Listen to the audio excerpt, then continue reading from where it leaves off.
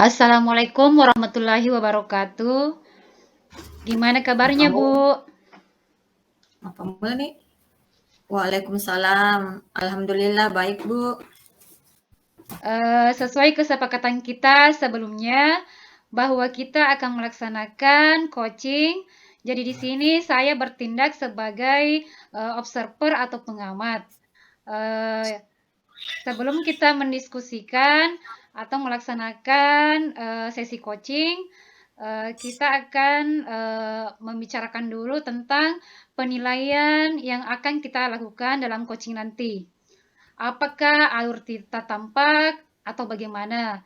Selain itu, tentang kemitraan, proses kreatif, memaksimalkan potensi.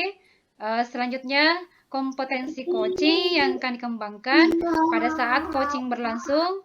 Jadi itu nanti yang menjadi pengamatan saya sebagai observer atau pengamat. Selanjutnya, saya akan bertanya pada Ibu tentang proses coaching nanti. Pertanyaan pertama, kompetensi coaching yang mana yang akan Ibu kembangkan?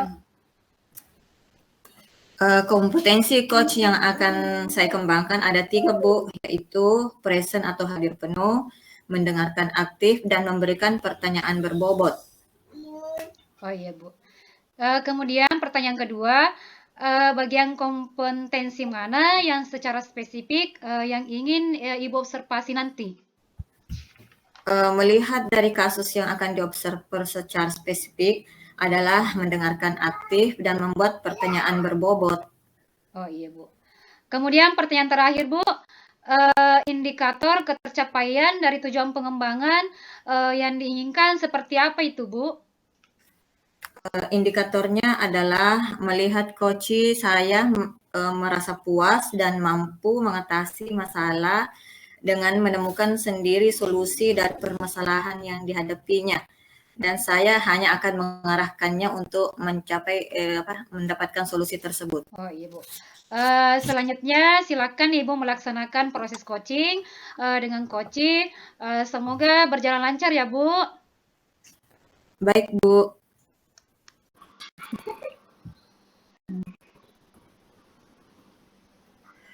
Assalamualaikum warahmatullahi wabarakatuh. Apa kabar, Bu? Waalaikumsalam warahmatullahi wabarakatuh. Alhamdulillah baik, Bu. Kenapa ya? Ibu kayaknya kurang bersemangat, ada masalah ya? Itulah, Bu. Ada beberapa hal yang saya ingin sharing nih. Masalah apa ya? Jadi penasaran. Gini, Bu. Sebenarnya saya punya permasalahan mengajar di kelas 4. Ada apa dengan anak-anak di kelas Ibu? Begini, Bu. Anak kelas 4 itu sepertinya kurang bersemangat dan kurang antusias mengikuti pembelajaran IPA. Jika saya menjelaskan materi, mereka kurang fokus. Gak ada feedback juga jika saya melemparkan beberapa pertanyaan. Bahkan beberapa murid ada yang bercerita sambil bermain-main dan tertawa-tawa.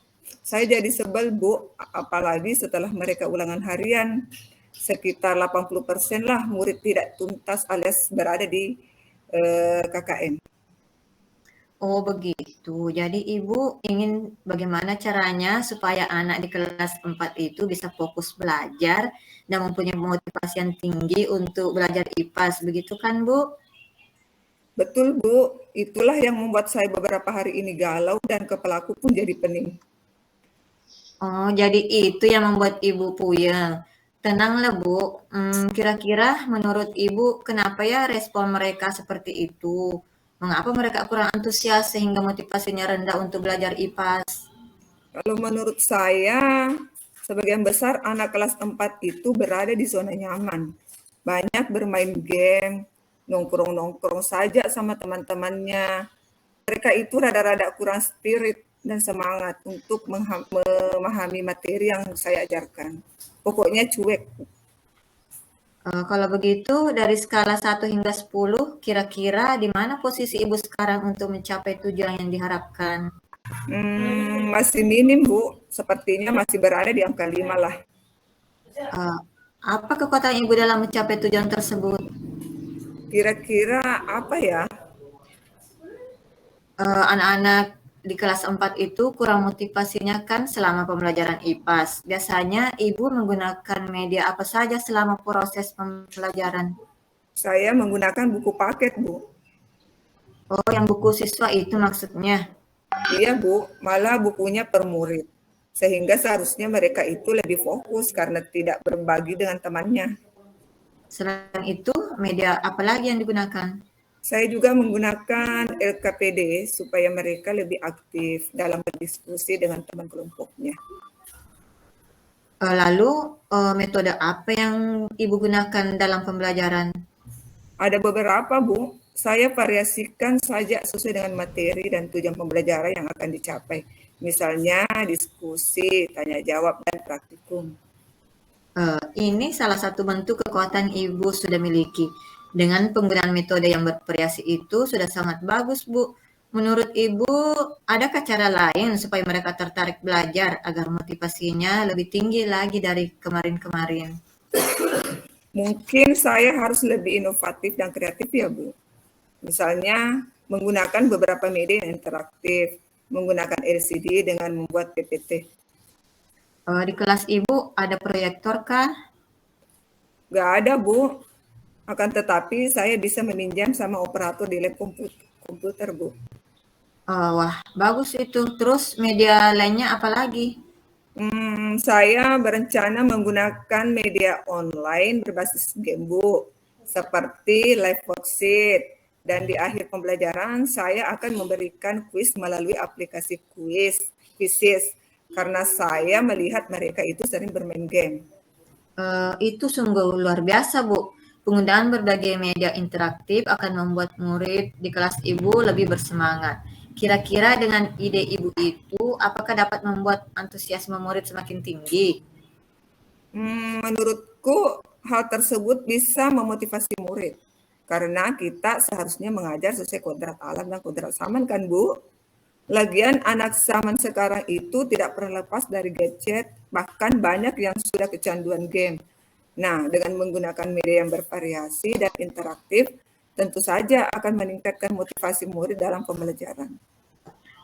Adakah hambatan atau kendala yang dapat menghalangi Ibu dalam meraih tujuan tersebut? Nah, itu dia, Bu. Ini juga menjadi beban pikiranku. Masalahnya, pembuatan media interaktif itu nggak semudah membalikkan telapak tangan. Butuh keahlian dalam IT, Bu. Lalu, apa solusinya, Bu? Saya harusnya banyak-banyak berselancar di dunia maya, Bu. Mencari referensi mengenai cara pembuatan media ajar interaktif dan yang berbasis game. Betul, Bu. Sebagai guru profesional tentu saja harus selalu mengupdate kompetensi Ibu. Ibu juga bisa saling sharing dengan teman-teman yang mampu dan piawai dalam penggunaan IT. Wah, betul ya, Bu. Nanti saya akan bertanya kepada teman dari sekolah lain juga yang pernah juara pembuatan media pembelajaran berbasis IT. Kebetulan beliau itu teman dekat juga, Bu. Baguslah kalau begitu. Oh ya, apa strategi yang akan Ibu lakukan untuk menjalankan rencana aksi itu? Saya harus berkolaborasi dengan teman yang memiliki kemampuan dalam hal penggunaan IT, Bu, dan belajar secara mandiri melalui pelatihan online. Bagaimana jangka waktunya? Terus, apa yang menjadi tolak ukur keberhasilan rencana aksi Ibu itu? Rencananya pada semester ini untuk KD berikutnya, saya sudah harus menggunakan berbagai macam media interaktif, Bu, supaya saat murid kelas 4 mengikuti penilaian akhir semester, nilainya pada bagus, Bu. Karena tentu saja mereka sudah fokus dan memiliki motivasi yang tinggi dalam pembelajaran. Masya Allah, mantap banget Bu rencananya ya.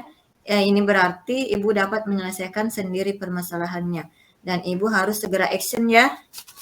Alhamdulillah, Bu. Doakan ya supaya dimudahkan. Amin. Oh ya, apa komitmen Ibu terhadap rencana aksi tadi?